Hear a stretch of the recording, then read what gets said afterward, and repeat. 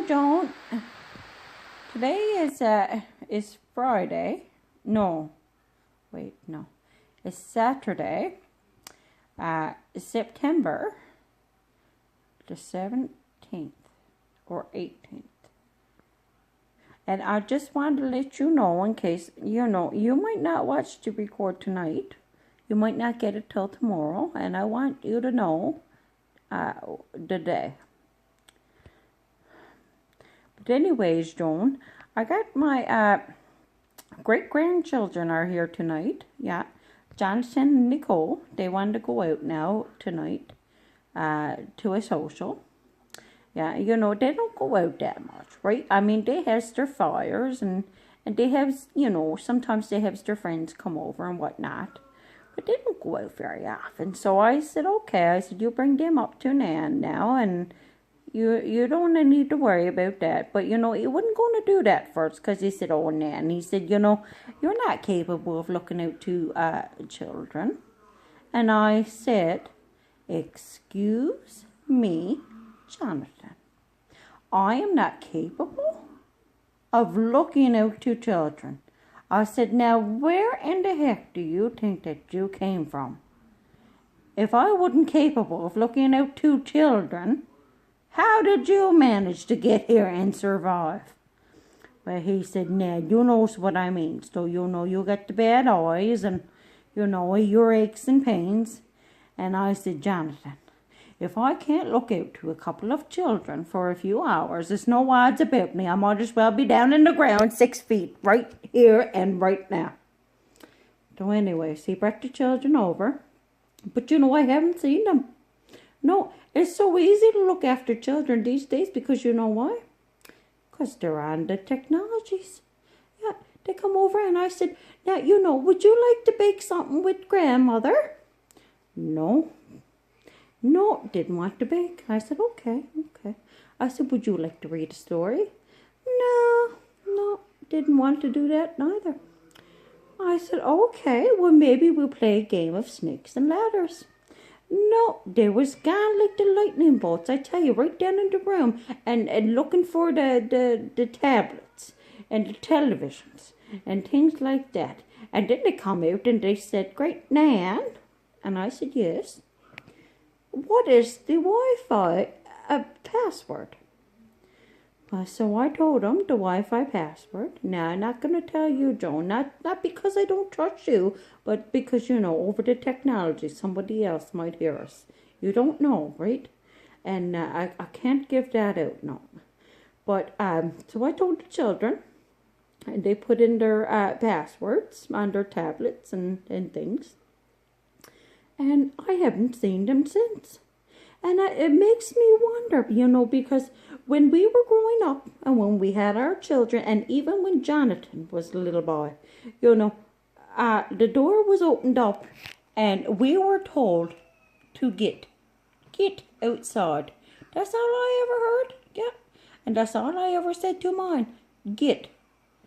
And it wasn't, not because I didn't love my child. And not because our parents didn't love us. But there was no need of a youngster hanging round the house all bloody day. No, I don't like it, Joan. I don't. And I only got them here for tonight. And, so I'm not going to cause havoc over it or nothing. And I know Jonathan tells me that's the way that children are today. But I just don't understand why they would be allowed to stay in the house when they're not doing anything.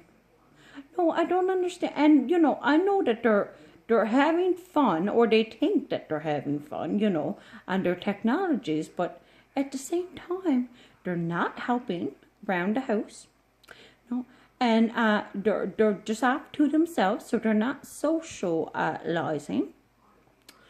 They're not getting fresh air. They're not getting exercise.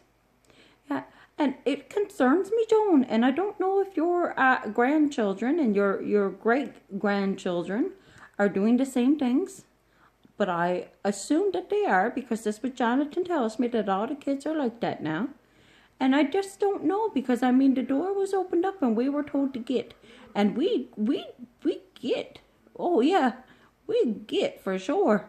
We'd be out there all day, and my mother would have to call me in for lunch, and I'd say 5 more minutes, please, and she would say okay, 5 minutes, but then she'd be singing out again, eat it, dinner time.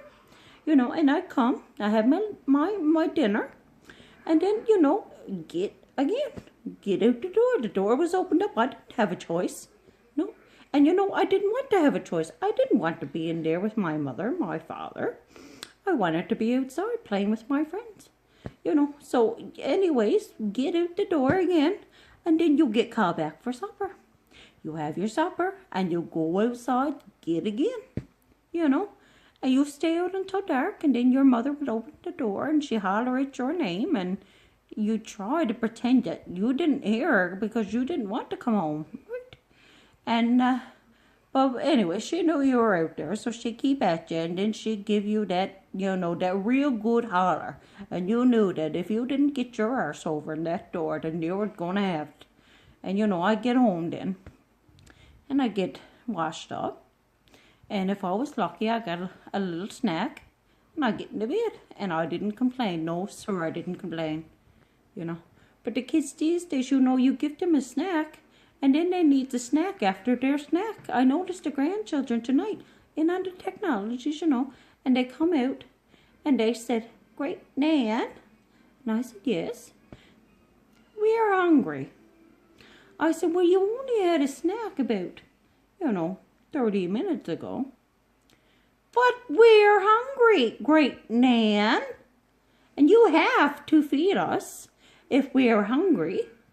And I looked at them and I said, "I have to feed you if you're hungry." And they said, "Yes." I said, "I only fed you about 30 minutes ago. Now you get down in that hall." Well, boy, they took off down in the hall too. And I kind of felt a bit bad because I wasn't trying to be mean, but I couldn't understand it, how a child could come out and then 30 minutes later come out again and want another snack. I mean, that was never heard of when I was young, or you was young, Joan. No. And I think that's the problem today, right? They're bored. They're not out running around. They're sat down on their technologies, and they're sitting there, and they're getting lazy, and they're getting bored, and they wants to eat all the time. I said, "You're going to eat me out of house and home, and I only got you here for the one night. Now,